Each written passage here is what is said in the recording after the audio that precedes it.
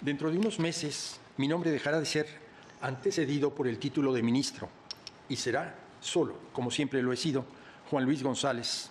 Sin embargo, en esta ocasión me es muy grato dirigirme a ustedes en esta última integración de la 11ª época de la Suprema Corte de Justicia de la Nación.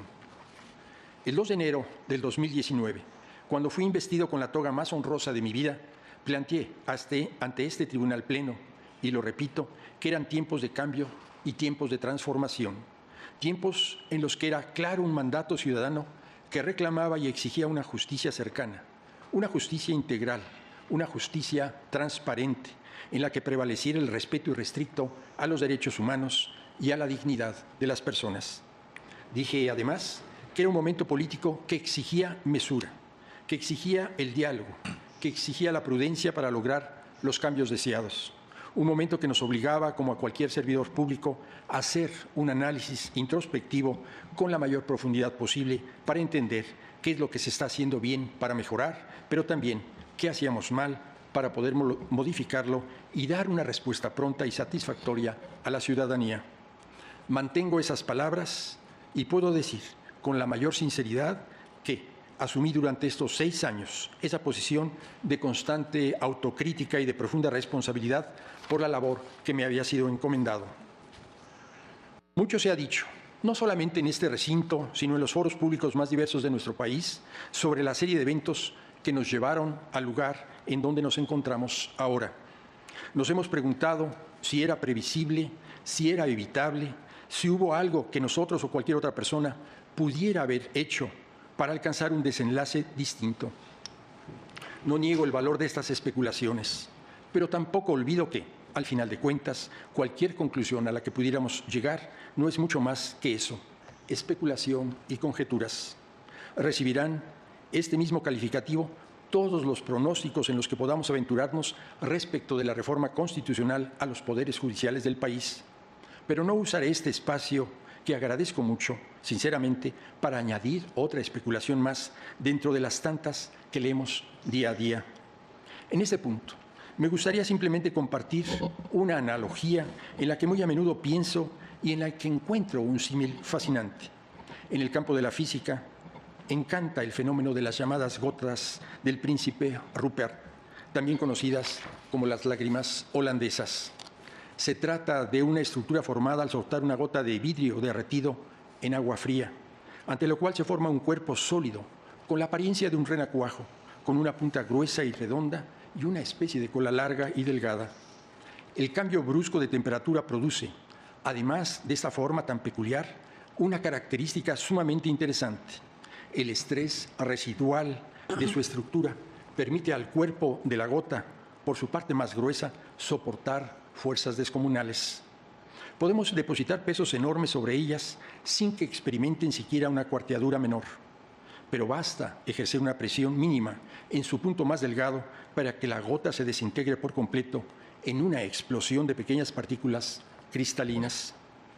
La semejanza con nuestro orden constitucional me resulta fascinante, forjada al calor de la lucha armada más cruenta que experimentó nuestra nación y enfriada rápidamente en el proceso de institucionalización auspiciado por Venustiano Carranza, los resultados superó todas las expectativas. Ninguna de nuestras leyes fundamentales hasta entonces había soportado más de medio siglo. Algunas tuvieron vigencia apenas una década y otras jamás llegaron a entrar en vigor. Pero la Constitución de 1917 fue capaz de soportar golpes, fue capaz de soportar pesos y presiones imposibles de imaginar o de predecir. Toleró el establecimiento de una estructura de poder paralelo en los años 20 y 30, el asesinato de un presidente electo en 1928 y del candidato puntero en 1994. Nuestra Constitución fue capaz de preservar nuestra vida institucional y nuestra soberanía durante la Segunda Guerra Mundial y las décadas de conflicto internacional que le siguieron. Sobrevivió décadas de gobierno autoritario, en donde los frenos y contrapesos que establecía en el papel se desvanecían en la vida real.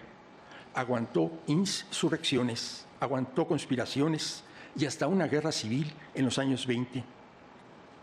No siempre era fácil verla o recordarla, oculta bajo toneladas de reformas, de estructuras paralelas de poder y de pragmatismo político y sin escrúpulos.